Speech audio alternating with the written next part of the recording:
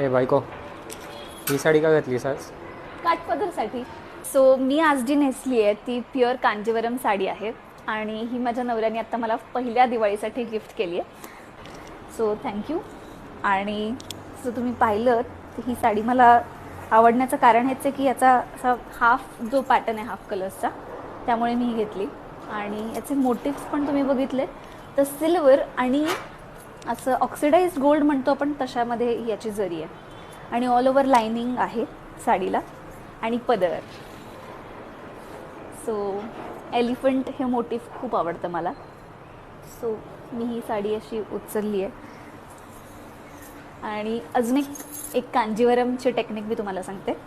कांजीवरमचा पदर ना हा कायम असा नंतर विणलेला असतो सेपरेट, तुम्ही बघू शकाल. सो